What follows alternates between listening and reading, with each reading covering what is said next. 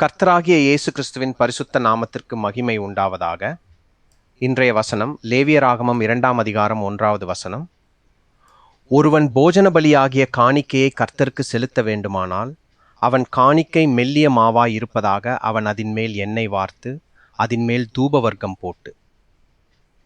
In English, essential oils in the Bible, and when any will offer a meat offering unto the Lord, his offering shall be a fine flour, and he shall pour oil upon it and put frankincense thereon.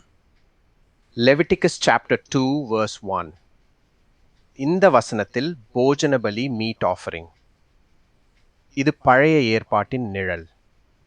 இதை எவ்வாறு புதிய ஏற்பாட்டில் தேவன் நமக்கு நிஜமாக்கி இருக்கிறார் என்பதை நாம் தியானித்து பார்த்தோம் என்றால், நாம் இப்பொழுது போசிப்பது கர்த்தருடைய சரீரத்தையும் நாம் பானம் பண்ணுவது அவருடைய இரத்தத்தையும்.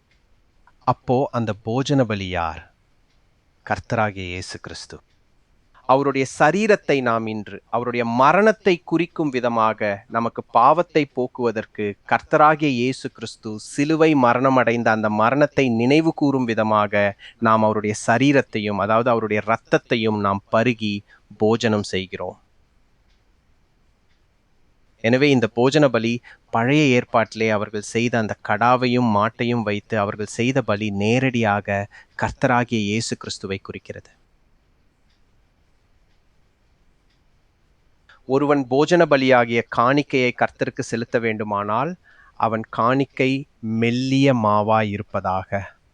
மெல்லிய மாவு என்றால் அந்த மாவிலே எந்த ஒரு கடினத்தன்மையும் இல்லாதபடிக்கு, எந்த ஒரு கட்டியும் எந்த ஒரு அசத்தமும் இல்லாதபடிக்கு அது ஒரு மெல்லிய மாவாக, which is fine flour. அப்போ கர்த்தராகிய இயேசு கிறிஸ்துவானவர் இந்த உலகத்திலே அவர் பாவசாயலாக பிறந்தாலும் அவர் எந்த பாவத்தையும் செய்யாத ஒரு தூய்மையான மனிதனாக, பரிசுத்தமான நீதிமானாக வாழ்ந்தார் என்பதை இது குறிக்கிறது.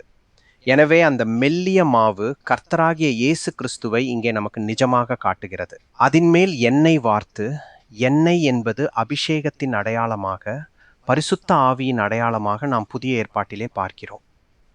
அப்போ பழைய ஏற்பாட்டிலே அந்த மெல்லிய மாவாகிய கர்த்தராகிய இயேசு கிறிஸ்துவின் மேல் பரிசுத்த ஆவியானவர் அபிஷேகமாகி இறங்கி, ஆவியானவர் அவருக்கு தம் சிலுவையில் தம்மை ஒப்பு கொடுப்பதற்கான அனைத்து பலத்தையும் அதிகாரத்தையும் அவருக்கு கொடுத்தார். புறாவை போல் அவர் மேலே இறங்கி அந்த பரிசுத்த ஆவியானவர் அவருக்கு தம் சிலுவையில் தம்மை ஒப்பு கொடுப்பதற்கான அனைத்து பலத்தையும் அதிகாரத்தையும் அவருக்கு கொடுத்தார். அதன் மேல் தூபவர்க்கம் போட்டு, தூபவர்க்கம் என்பது கர்த்தருக்கு பயப்படுதலே, அவருக்கு ஏற்ற சுகந்த வாசனை என்று நாம் ஏசாயாவிலே 11ஆம் அதிகாரத்திலே.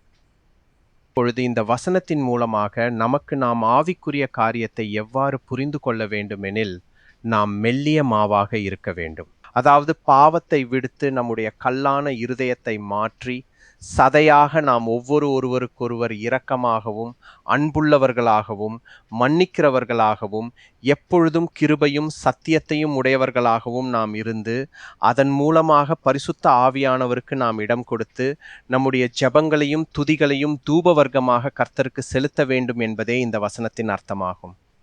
எனவே நாம் பழைய ஏற்பாட்டின் காரியங்களை நன்றாக ஆராய்ந்து புரிந்து கொண்டு நல்ல கனி கொடுக்கிற பிள்ளைகளாக கர்த்தராகிய இயேசு கிறிஸ்துக்கென்று வாழ்வோம், நித்திய ஜீவனை பெற்றுக்கொள்வோம். ஆமென்.